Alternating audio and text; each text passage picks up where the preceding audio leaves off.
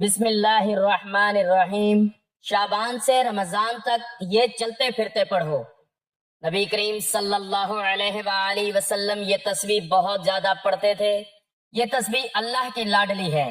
محترم ناظرین، ماہ شعبان اور ماہ رمضان اسلامی سال کے دو نہایت بابرکت اور روحانی مہینے ہیں۔ شعبان تیاری کا مہینہ ہے اور رمضان قرب الہی، مغفرت اور نجات کا مہینہ۔ ان دونوں مہینوں کے درمیان جو سب سے آسان، بابرکت اور ہمہ وقت ادا کی جا سکنے والی عبادت ہے وہ ذکر و تسبیح ہے۔ نبی کریم صلی اللہ علیہ وآلہ وسلم کا معمول تھا کہ آپ صلی اللہ علیہ وآلہ وسلم کثرت کے ساتھ اللہ کا ذکر فرماتے تھے، یہاں تک کہ آپ صلی اللہ علیہ وآلہ وسلم کے اوقات، سفر، قیام، آرام اور بیداری سب ذکر الہی سے معطر ہوتے تھے۔ اسی لیے ایسی تسبیح جو چلتے پھرتے، بیٹھے اٹھتے ہر حال میں پڑھی جا سکے وہ اللہ تعالیٰ کو نہایت محبوب ہے، اور یہی وجہ ہے کہ اسے اللہ کی لاڈلی تسبیح کہا جاتا ہے۔ قرآن مجید میں اللہ تعالیٰ نے بار بار ذکر کی تلقین فرمائی ہے اور واضح کیا ہے کہ دلوں کا سکون، گناہوں کی معافی اور درجات کی بلندی ذکر الہی سے وابستہ ہے۔ ارشاد باری تعالیٰ ہے، الا بذکر اللہ تطمئن القلوب، یعنی خبردار، اللہ کے ذکر ہی سے دلوں کو اطمینان نصیب ہوتا ہے۔ ایک اور مقام پر فرمایا، یا ایھا الذین آمنوا اذکروا اللہ ذکرا کثیرا، اے ایمان والو اللہ کو کثرت سے یاد کیا کرو۔ اسی طرح ارشاد ہوا، فاذکرونی اذکرکم، تم مجھے یاد کرو میں تمہیں یاد کروں گا۔ اور فرمایا، وَاذْكُرِ اسْمَ رَبِّكَ بُكْرَةً وَأَصِيلًا، اپنے رب کے نام کا ذکر صبح و شام کیا کرو۔ ایک اور آیت میں اہل ذکر کی عظمت یوں بیان فرمائی، وَالذَّاكِرِينَ اللَّهَ كَثِيرًا وَالذَّاكِرَاتِ أَعَدَّ اللَّهُ لَهُمْ مَغْفِرَةً وَأَجْرًا عَظِيمًا۔ احادیث مبارکہ میں بھی ذکر و تسبیح کی فضیلت کثرت سے بیان ہوئی ہے۔ حضرت عائشہ رضی اللہ تعالیٰ عنہ فرماتی ہیں، نبی کریم صلی اللہ علیہ وآلہ وسلم ہر وقت اللہ کا ذکر فرمایا کرتے تھے۔ ایک اور حدیث میں آپ صلی اللہ علیہ وآلہ وسلم نے فرمایا، دو کلمے ایسے ہیں جو زبان پر ہلکے، میزان میں بھاری اور رحمان کو محبوب ہیں، سبحان اللہ و بحمدہ، سبحان اللہ العظیم۔ حضرت ابو ہریرہ رضی اللہ تعالیٰ عنہ سے روایت ہے کہ رسول اللہ صلی اللہ علیہ وآلہ وسلم نے فرمایا، جو شخص اللہ کا ذکر کرتا ہے اور جو نہیں کرتا، ان دونوں کی مثال زندہ اور مردہ کی سی ہے۔ ایک اور حدیث میں آیا، اللہ تعالیٰ فرماتا ہے، میں اپنے بندے کے گمان کے ساتھ ہوں اور جب وہ مجھے یاد کرتا ہے تو میں اس کے ساتھ ہوتا ہوں۔ اسی طرح آپ صلی اللہ علیہ وآلہ وسلم نے فرمایا، سب سے بہتر عمل اللہ کا ذکر ہے۔ ان تمام قرآنی آیات اور احادیث نبوی صلی اللہ علیہ وآلہ وسلم کی روشنی میں یہ بات واضح ہو جاتی ہے کہ شعبان سے رمضان تک کثرت سے پڑھی جانے والی تسبیح محض الفاظ نہیں بلکہ دلوں کی حیات، اعمال کی پاکیزگی اور اللہ کی قربت کا ذریعہ ہے۔ جو بندہ اس مبارک زمانے میں چلتے پھرتے اخلاص کے ساتھ اللہ کا ذکر اپناتا ہے، اس کے لیے رمضان کی برکتیں آسان ہو جاتی ہیں اور اس کا دل نور ایمان سے منور ہو جاتا ہے۔ تو اس مبارک تسبیح کے بارے میں جاننے کے لیے گزارش ہے کہ ویڈیو کو آخر تک لازمی دیکھیے گا۔ ناظرین، اللہ رب العزت نے انسان کو جس مقصد کے لیے پیدا فرمایا وہ مقصد صرف اور صرف اپنی عبادت، اطاعت اور یاد ہے۔ انسان کی اصل کامیابی مال، صحت، شہرت یا ظاہری طاقت میں نہیں بلکہ اس بات میں ہے کہ اس کا دل اپنے رب سے کتنا جڑا ہوا ہے۔ اسی ربط، اسی تعلق اور اسی قربت کا سب سے آسان، مؤثر اور محبوب ذریعہ ذکر و تسبیح ہے۔ خاص طور پر جب بات ماہ شعبان اور ماہ رمضان کے درمیان کے مبارک ایام کی ہو تو ذکر کی اہمیت اور بڑھ جاتی ہے، کیونکہ یہی وہ وقت ہے جب دلوں کو رمضان کے انوار کے لیے تیار کیا جاتا ہے۔ ماہ شعبان وہ مقدس مہینہ ہے جسے نبی کریم صلی اللہ علیہ وآلہ وسلم نے رمضان کا مقدمہ قرار دیا۔ یہ تیاری کا مہینہ ہے، صفائی کا مہینہ ہے، نیتوں کو درست کرنے اور اعمال کو سنوارنے کا مہینہ ہے۔ اور رمضان وہ مہینہ ہے جس میں قرآن نازل ہوا، روزے فرض ہوئے، جنت کے دروازے کھول دیے جاتے ہیں اور جہنم کے دروازے بند کر دیے جاتے ہیں۔ ان دونوں مہینوں کے درمیان جو عبادت مسلسل، آسان اور ہر حال میں ممکن ہے وہ ہے چلتے پھرتے اللہ کا ذکر کرنا۔ ذکر صرف زبان کا عمل نہیں بلکہ دل کی کیفیت کا نام ہے۔ جب زبان اللہ کو یاد کرتی ہے تو دل زندہ ہو جاتا ہے، اور جب دل زندہ ہو جائے تو اعمال میں اخلاص پیدا ہو جاتا ہے۔ قرآن مجید میں اللہ تعالیٰ نے واضح طور پر فرمایا الا بذکر اللہ تطمئن القلوب، ترجمہ خبردار اللہ کے ذکر ہی سے دلوں کو اطمینان نصیب ہوتا ہے۔ یہ آیت ہمیں بتاتی ہے کہ آج کے دور کی بے چینی، پریشانی، خوف اور ذہنی اضطراب کا سب سے بڑا علاج ذکر الہی ہے۔ نہ اس کے لیے وقت کی قید ہے، نہ جگہ کی شرط، نہ وضو کی پابندی۔ یہی وجہ ہے کہ ذکر کو اللہ تعالیٰ کی لاڈلی عبادت کہا گیا ہے۔ اللہ تعالیٰ نے اہل ایمان کو حکم دیتے ہوئے فرمایا یا ایھا الذین آمنوا اذکروا اللہ ذکرا کثیرا، اے ایمان والو اللہ کو کثرت سے یاد کیا کرو۔ یہاں کثرت کا لفظ اس بات کی طرف اشارہ کرتا ہے کہ ذکر کبھی کم نہیں ہونا چاہیے، خاص طور پر شعبان سے رمضان تک کے ایام میں۔ ناظرین، ماہ شعبان میں اعمال آسمان پر پیش کیے جاتے ہیں، جیسا کہ حدیث میں آتا ہے کہ نبی کریم صلی اللہ علیہ وآلہ وسلم اس مہینے میں کثرت سے روزے رکھتے تھے۔ یہی وہ وقت ہے جب دل کو پاک کر کے رمضان کے لیے تیار کیا جاتا ہے۔ اگر کوئی شخص شعبان سے ہی ذکر کا معمول بنا لے تو رمضان اس کے لیے آسان، بابرکت اور مؤثر ہو جاتا ہے۔ چلتے پھرتے پڑھی جانے والی تسبیح اس لیے بھی اہم ہے کہ انسان کے پاس اکثر وقت کی کمی کا عذر ہوتا ہے، مگر ذکر وہ عبادت ہے جس کے لیے کوئی عذر باقی نہیں رہتا۔ رسول اللہ صلی اللہ علیہ وآلہ وسلم نے فرمایا اللہ تعالیٰ فرماتا ہے میں اپنے بندے کے گمان کے ساتھ ہوں، اور جب وہ مجھے یاد کرتا ہے تو میں اس کے ساتھ ہوتا ہوں۔ ایک اور حدیث میں فرمایا سب سے افضل عمل اللہ کا ذکر ہے۔ یہی وجہ ہے کہ اولیاء، صالحین اور بزرگان دین نے ہمیشہ ذکر کو اپنی زندگی کا مرکز بنایا۔ ناظرین، اسلام کی بنیاد جس کلمے پر رکھی گئی ہے وہ صرف چند الفاظ کا مجموعہ نہیں بلکہ ایک مکمل نظریہ حیات ہے، اور وہ کلمہ ہے لا الہ الا اللہ۔ یہی وہ کلمہ ہے جس کے ذریعے انسان کفر سے ایمان میں داخل ہوتا ہے۔ یہی وہ اعلان ہے جو بندے کو ہر جھوٹے معبود، ہر باطل سہارے اور ہر فانی طاقت سے آزاد کر کے ایک اللہ کی بندگی میں دے دیتا ہے۔ یہی کلمہ اسلام کی روح، ایمان کی بنیاد اور نجات کا راستہ ہے۔ اسی لیے لا الہ الا اللہ کو تمام اذکار میں سب سے افضل اور اللہ کی سب سے لاڈلی تسبیح قرار دیا گیا ہے۔ ماہ شعبان سے رمضان تک کا زمانہ دراصل دلوں کو ایمان کے نور سے بھرنے اور زبان کو ذکر الہی سے مانوس کرنے کا سنہری موقع ہے۔ اگر اس عرصے میں کوئی ایک ذکر مسلسل اخلاص کے ساتھ اپنا لیا جائے تو وہ ذکر لا الہ الا اللہ ہے، کیونکہ یہی ذکر بندے اور رب کے تعلق مضبوط ترین بنیاد فراہم کرتا ہے۔ لا الہ الا اللہ کا سادہ مفہوم ہے اللہ کے سوا کوئی عبادت کے لائق نہیں، لیکن حقیقت میں یہ کلمہ صرف زبانی اقرار نہیں بلکہ دل سے تصدیق، عقل سے قبول، عمل سے ثابت کا نام ہے۔ یہ کلمہ انسان کو یہ شعور دیتا ہے کہ نفع و نقصان کا مالک صرف اللہ ہے، عزت و ذلت صرف اللہ کے ہاتھ میں ہے، زندگی، موت، رزق اور تقدیر سب اللہ کے فیصلے سے ہیں۔ جب یہ یقین دل میں راسخ ہو جاتا ہے تو انسان خوف، لالچ اور مایوسی سے آزاد ہو جاتا ہے۔ قرآن پاک میں توحید کو ہر نبی کی دعوت اور ہر امت کی اصل بنیاد قرار دیا گیا ہے۔ اللہ تعالیٰ فرماتا ہے وَمَا أَرْسَلْنَا مِن قَبْلِكَ مِن رَسُولٍ إِلَّا نُوحِيَ إِلَيْهِ أَنَّهُ لَا إِلَهَ إِلَّا أَنَا فَاعْبُدُونِ، ہم نے آپ سے پہلے جو بھی رسول بھیجا اس کی طرف یہی وحی کہ میرے سوا کوئی معبود نہیں، بس میری عبادت کرو۔ ایک اور مقام پر فرمایا اللہ لا الہ الا هو الحی القیوم، اور فرمایا فَاعْلَمْ أَنَّهُ لَا إِلَهَ إِلَّا اللَّهُ۔ یہ آیات اس بات کو واضح کرتی ہیں کہ ایمان کی اصل بنیاد لا الہ الا اللہ ہے، اور یہی وہ علم ہے جس سے بندے کی زندگی سنورتی ہے۔ رسول اللہ صلی اللہ علیہ وآلہ وسلم نے اس کلمے کو تمام اذکار میں سب سے افضل قرار دیا۔ حدیث مبارکہ ہے افضل ذکر لا الہ الا اللہ، ترجمہ سب سے افضل ذکر لا الہ الا اللہ ہے۔ ایک اور حدیث میں نبی کریم صلی اللہ علیہ وآلہ وسلم نے فرمایا میری شفاعت اس شخص کے لیے ہوگی جس نے دل کے یقین کے ساتھ لا الہ الا اللہ کہا۔ یہ حدیث اس کلمے کی عظمت کو واضح کرتی ہے کہ یہ صرف دنیا میں سکون نہیں بلکہ آخرت میں نجات کا ذریعہ ہے۔ موت کے وقت لا الہ الا اللہ کی فضیلت، نبی کریم صلی اللہ علیہ وآلہ وسلم نے فرمایا اپنے مردوں کو لا الہ الا اللہ کی تلقین کرو۔ ایک اور حدیث میں فرمایا جس کا آخری کلام لا الہ الا اللہ ہو وہ جنت میں داخل ہوگا۔ یہ احادیث اس بات کا ثبوت ہے کہ یہ کلمہ نہ صرف زندگی بلکہ موت کے وقت بھی نجات کی کنجی ہے۔ ناظرین، اسلامی تاریخ میں لا الہ الا اللہ پر ثابت قدمی کے سب سے روشن مثال حضرت بلال حبشی رضی اللہ تعالیٰ عنہ کی ہے۔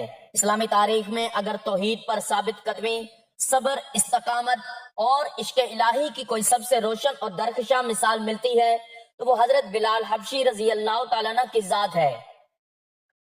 آپ رضی اللہ تعالیٰ عنہ کا شمار ان خوش نصیب صحابہ رضی اللہ تعالیٰ عنہ میں ہوتا ہے جنہوں نے اسلام کے ابتدائی دور میں ایمان قبول کیا۔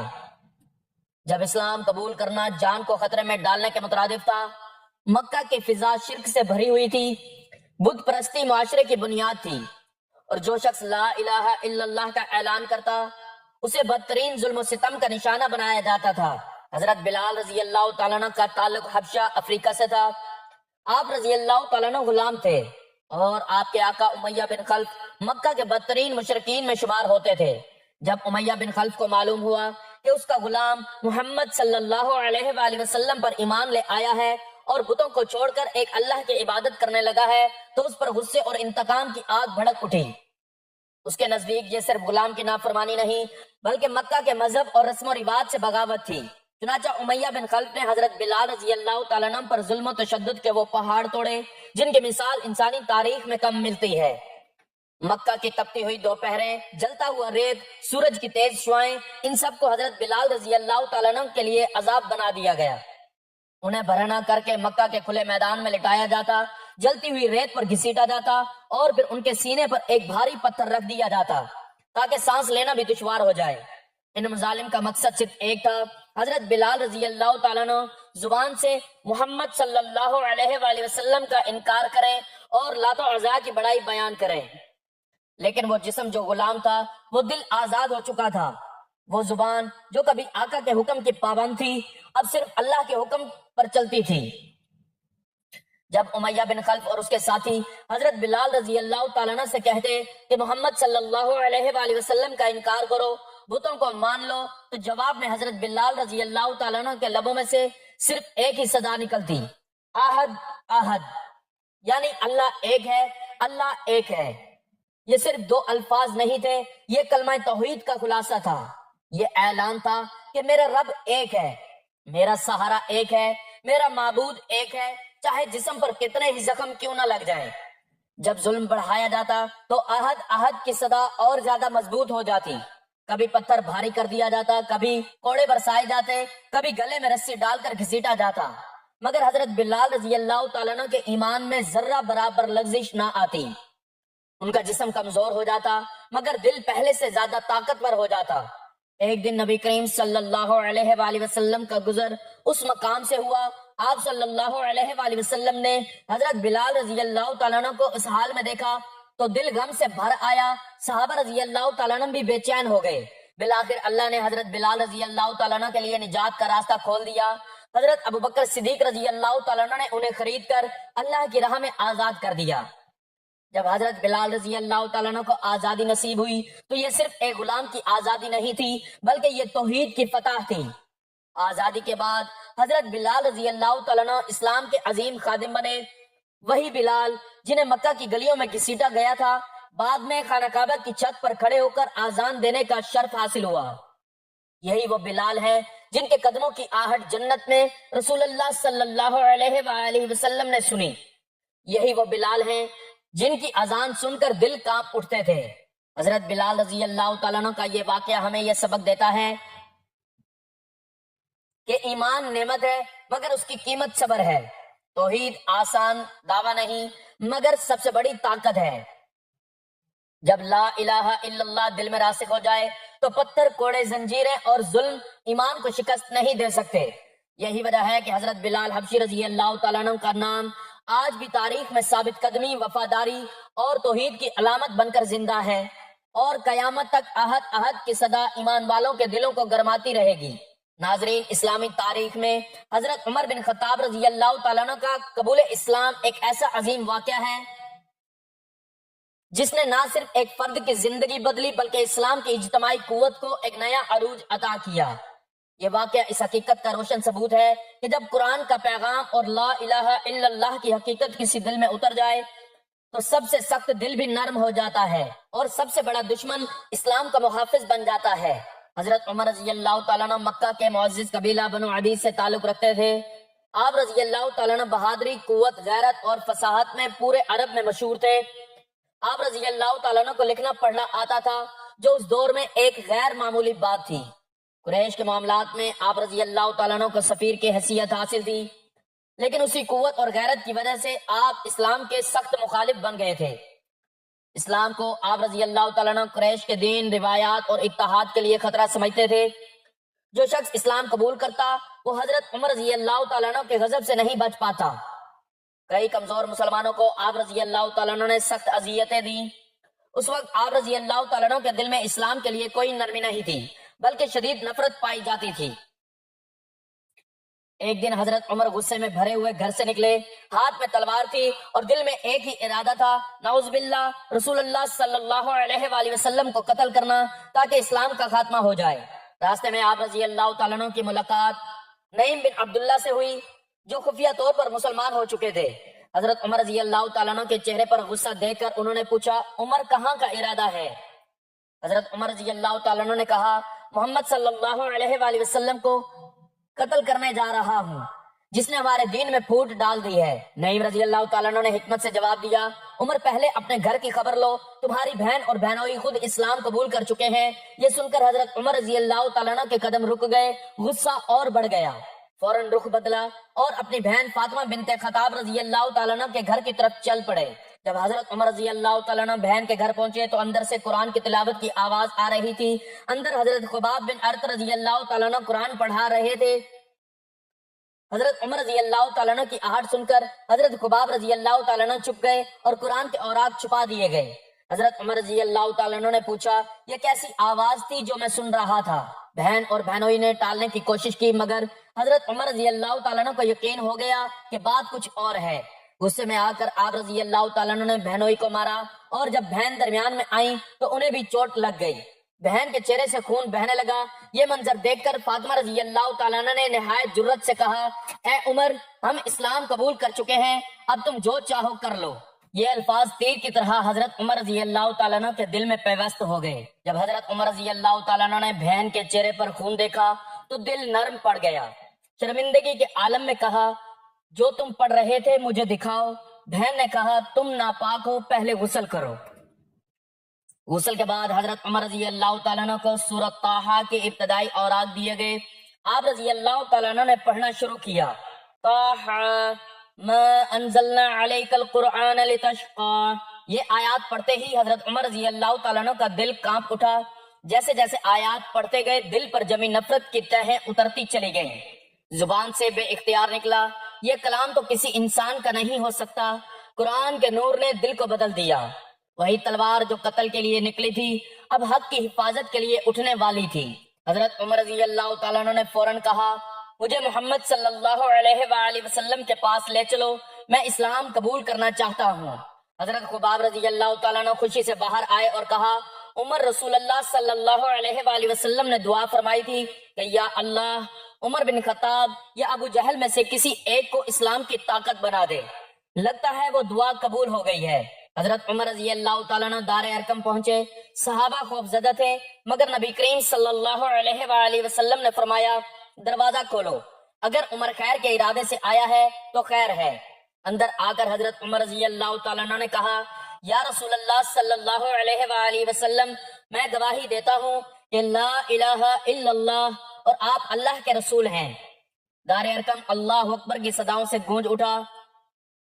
حضرت عمر رضی اللہ تعالیٰ عنہ کے قبول اسلام کے بعد مسلمانوں نے پہلی مرتبہ کھلے عام خانہ کعبہ میں نماز ادا کی۔